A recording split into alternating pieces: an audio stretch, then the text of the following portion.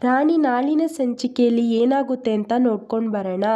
ಇಲ್ಲಿ ಪುಟ್ಟಕ್ಕ ಹೇಳಿದಂಗೆ ಕಾವೇರಿ ಚಂದು ಹಾಗೆ ಲೋಹಿತನಿಗೆ ಸುಳ್ಳು ಹೇಳಿ ಸ್ಕೂಲಿಗೆ ಹೋಗಲ್ಲ. ಪುಟ್ಟಕ್ಕ ಇದ್ದಲ್ಲಿ ಬಂದು, ಸರಿ ಅಜ್ಜಿ, ನಾನು ನೀವು ಹೇಳಿದಂಗೆ ಕೆಲಸ ಮಾಡ್ತೀನಿ, ಕೆಲಸ ಮಾಡಿ ದುಡ್ಡನ್ನ ಸಂಪಾದಿಸಿ ಆಮೇಲೆ ಅಪ್ಪನ ಹತ್ರ ಹೋಗೋಣ ಅಂತ ಹೇಳಿ ಈ ಕಡೆ ಪುಟ್ಟಕ್ಕ ರಾಣಿಗೆ ಕೆಲಸ ಏನು ಅಂತ ತೋರಿಸ್ತೀನಿ ಅಂತ ಕರ್ಕೊಂಡು ಹೋಗ್ತಾಳೆ.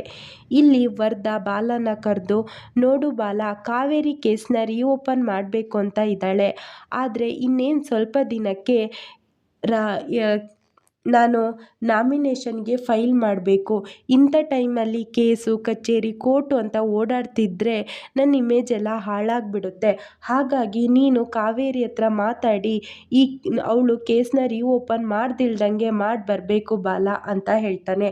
ಆದರೆ ಬಾಲ ಮಾತ್ರ, ವಾಸು, ನನಗೆ ಅವಳ ಜೊತೆ ಹೋಗಿ ಮಾತಾಡೋಕ್ಕೆ ಸ್ವಲ್ಪನೂ ಇಷ್ಟ ಇಲ್ಲ, ಅವಳ ಮುಖ ನೋಡೋಕ್ಕೂ ನನಗಿಷ್ಟ ಇಲ್ಲ ಅಂತ ಹೇಳ್ತಿರ್ತಾನೆ. ಆದರೆ ವರ್ಧಾ, ನೋಡು, ನೀನು ನನಗೋಸ್ಕರ ಮಾಡಬೇಕು ಬಾಲ, ಗೊತ್ತು ನನಗೆ, ನಿನಗೆ ಕಾವೇರಿ ಮುಖ ನೋಡೋಕ್ಕೆ ಇಷ್ಟ ಇಲ್ಲ ಅಂತ ಗೊತ್ತು, ಆದರೆ ನಿನಗೆ ನಾನಂದರೆ ಇಷ್ಟ ತಾನೆ. ಹಾಗಾಗಿ ನನಗೋಸ್ಕರ ನೀನು ಹೋಗಿ ಕಾವೇರಿ ಹತ್ರ ಲಾಸ್ಟ್ ಟೈಮ್ ಮಾತಾಡಬೇಕು, ಅವಳು ಯಾವುದೇ ಕಾರಣಕ್ಕೂ ಕೇಸ್ನ ರೀಓಪನ್ ಮಾಡ್ದಿಲ್ದಂಗೆ ನೀನು ನೋಡಬೇಕು ಅಂತ ಹೇಳ್ತಾರೆ.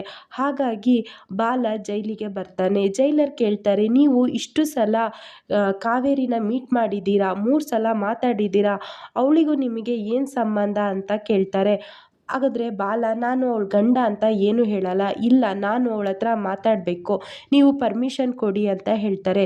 ಇಲ್ಲ, ಆ ಥರ ಎಲ್ಲ ಸುಮ್ಮನೆ ಕೈದಿ ಹತ್ರ ಮಾತಾಡೋಕ್ಕೆ ಪರ್ಮಿಷನ್ ಕೊಡೋಕ್ಕಾಗಲ್ಲ, ನೀವು ಯಾರು ಅಂತ ಹೇಳಿ ಆಮೇಲೆ ನೋಡೋಣ ಅಂದ್ರೂ. ಆದರೆ ಬಾಲ ಮಾತ್ರ ಹೇಳಲ್ಲ. ಸರಿ ಬಿಡಿ, ಹಾಗಾದರೆ ನೀವು ಕಾವೇರಿ ಹತ್ರ ಮಾತಾಡ್ಸೋಕ್ಕೆ ಬಿಡಲ್ಲ ಅಂದ್ಕೊಂಡು ಸಿಟ್ಟಲ್ಲಿ ಬಾಲ ಹೋಗ್ತಿರ್ತಾನೆ. ಈ ಕಡೆ PC ಕಾವೇರಿ ಡಾಕ್ಯುಮೆಂಟ್ನೆಲ್ಲ ತಗೊಂಡು ಬರೋತ್ತಿಗೆ ಅದು ಬಾಲ ಡಿಕ್ಕಿ ಹೊಡೆದು ಈ ಕಡೆ ಆ ಫೈಲೆಲ್ಲ ಕೆಳಗೆ ಬಿದ್ದೋಗುತ್ತೆ. ಆ ಫೈಲಲ್ಲಿ ಒಂದು ಕಾವೇರಿ ತಾಯಿ ಕಾರ್ಡ್ ಇರುತ್ತೆ. ಇದು ಕಾವೇರಿ ಪ್ರೆಗ್ನೆಂಟ್ ಆಗಿದ್ಲಾ, ಗರ್ಭಿಣಿ ಆಗಿದ್ಲಾ, ಅವಳಿಗೆ ಮಗು ಉಂಟಾ ಅಂತ ಆ ಫೈಲನ್ನು ನೋಡಿ 108 ಪ್ರಶ್ನೆನ ಕೇಳ್ತಿರ್ತಾನೆ ಜೈಲರ್ ಹತ್ರ. ಜೈಲರಿಗೆ ಸಿಟ್ಟು ಬರುತ್ತೆ. ಇದೆಲ್ಲ ನಿಮಗೆ ಯಾಕೆ ಇದೆಲ್ಲ ಹೇಳಬೇಕು ಅಂದಾಗ, ಯಾಕಂದರೆ ನಾನು ಅವಳ ಗಂಡ ಅಂತ ಜೋರಾಗಿ ಹೇಳ್ತಾನೆ. ಕೊನೆಯದಾಗಿ ಜೈಲರು ಕಾವೇರಿ ಹತ್ರ ಮಾತಾಡೋಕ್ಕೆ ಬಿಡ್ತಾರೆ ಬಾಲನ. ಬಾಲ ಕಾವೇರಿ ಹತ್ರ ಕೇಳ್ತಾ ಇರ್ತಾರೆ, ಹೇಳು, ನೀನು ಪ್ರೆಗ್ನೆಂಟ್ ಆಗಿದ್ಯಾ, ನಿನಗೆ ಮಗು ಇತ್ತಾ, ಆ ಮಗು ಎಲ್ಲಿದೆ ಅಂತ ತುಂಬ ಪ್ರಶ್ನೆ ಕೇಳ್ತಿರ್ತಾನೆ.